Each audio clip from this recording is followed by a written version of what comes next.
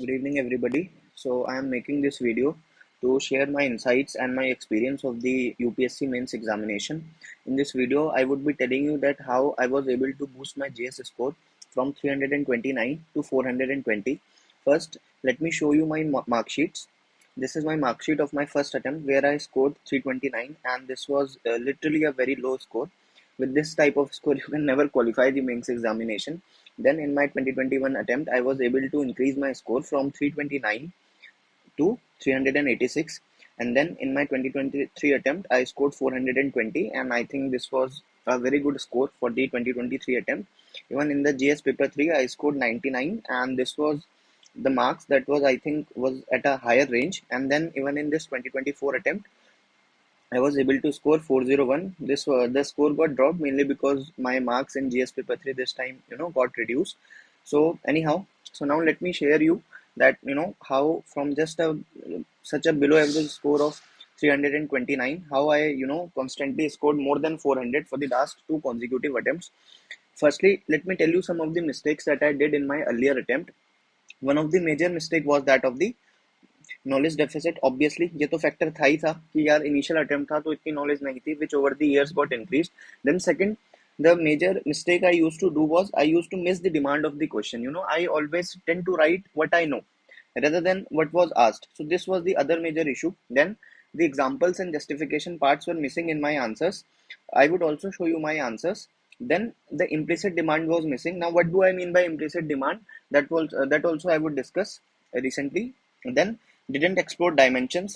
Sometimes my answers used to be very much unidimensional, but in UPSC mains examination you always require width more than the depth. If you would focus upon multiple dimensions and width, there is a probability that you would be getting more marks. Then finally, what was the major issue? Last major issue was that my content used to be very generic.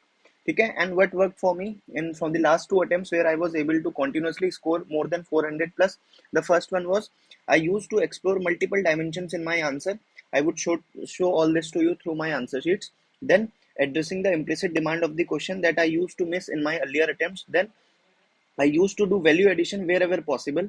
My content becomes specific rather than generic. See, although it is always said that the quality in an UPSC mains answer is important than the quantity, but nevertheless, I would say that apart from quality, you should also focus upon quantity also. See, there is a huge psychological impact. For example, if you are writing your answers and you are filling your all the pages, obviously it creates a greater psychological impact on the mind of the examiner. So I used to fill all the pages. Okay, थोड़ा time management में issue होता है, but then if you are practising well then you can fill all the pages. Then structuring an answer, I properly structured my mains answers in my the last two attempts, and yes, obviously multiple revisions was also the key. Now let me show you my answers through which I can show you through examples what does all this means. For example, this is one of my notebook. Now in this, as the first question says that the basic structure doctrine has prevented the parliament, a creature of the constitution, from becoming the master of the constitution. Discuss this statement with the help of relevant cases. Now see, any point that I have written in this question, every point is being supported by one of the case laws. See, first point, I have mentioned the Keshwananda Bharati case. In the second point, I have mentioned the Menka Gandhi case. In the third point, I have mentioned the Indira Gandhi case. Then I have mentioned the IR Koilo case. Now, what do I mean by exploring multiple dimensions? For example, even in this question, the challenges of basic structure were not asked. But despite that, I discussed that what are the challenges of the basic structure doctrine. Like, it was passed by narrowest of majority. It has created intra-hierarchy in constitution. What constitute basic structure depends upon whims and fancies of the world. So this is what I mean when I say that you have to explore multiple dimensions. And finally, so since this basic structure is a very common topic, then you should differentiate your answer from the others by writing some good conclusions. For example, I simply concluded that the judiciary in India should codify the basic structure doctrine as done by Germany. Okay, so I think this is one of the unique intros that not everybody would be knowing, that this basic structure doctrine was given by Germany, and in Germany this doctrine has been codified, so the same practice could be done by Indian judiciary. Then second, again, the question is upon SHGs. Now what is saying, the question simply says that how, in your opinion, the SHG in India have enabled women-led development at the grassroots level.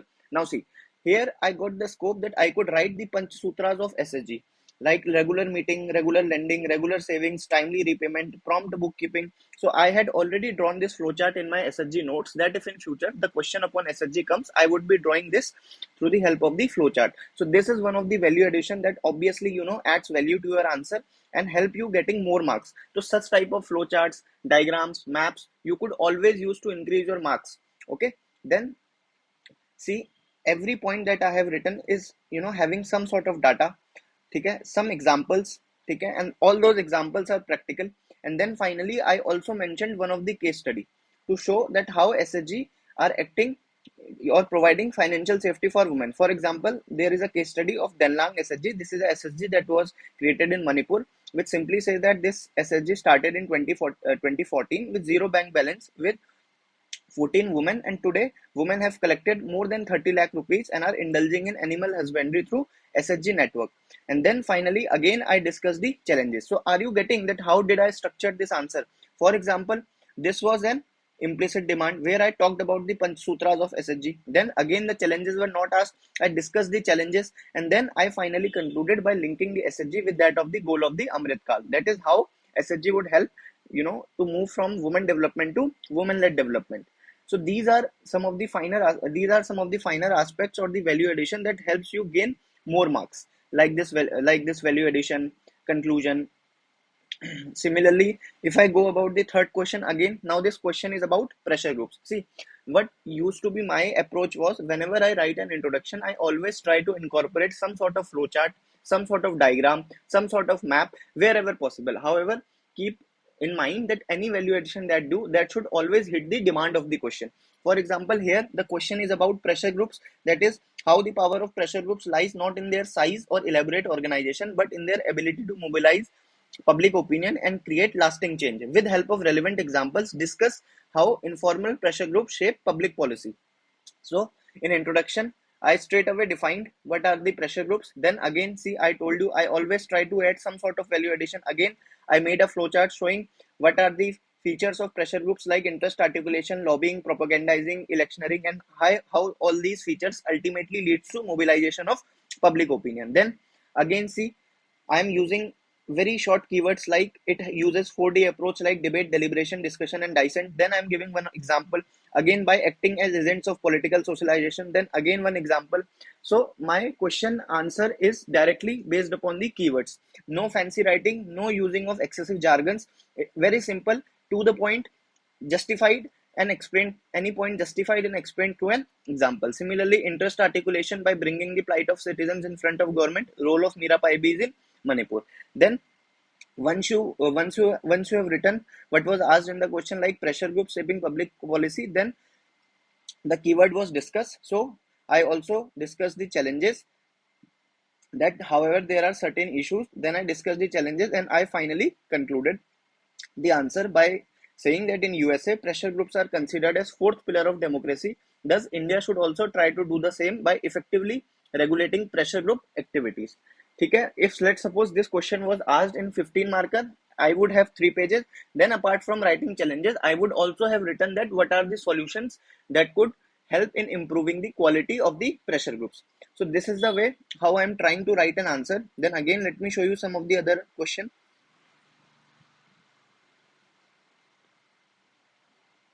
Now see, this question was about interstate council.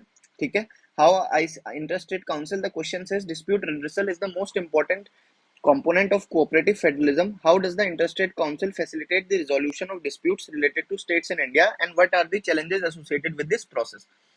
So again, simply discussing how interstate council was created by article 263.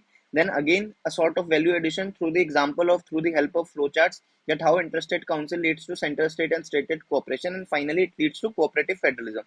Okay, then these are the points, then challenges, then way forward. Now see, what when I was saying that you have to address the implicit demand, this means that even the question is not talking you about the challenges and the solution, but since this question, you have the possibility that you could explore two more dimensions about, you could write about the challenges as well as the way forward. All this do value addition to your answer and it helps you in getting good marks. ठीक है, तो इस तरीके से करा जा सकता है. And then finally, see, the question was upon anti-defection law. So now how could you do a value addition here? For example, I have written multiple committees here and their recommendations. All this helps in gaining more marks. So this is a kind of value addition that you can do.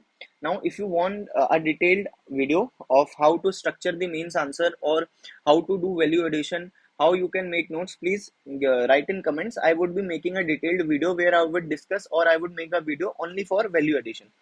Okay, thank you everybody.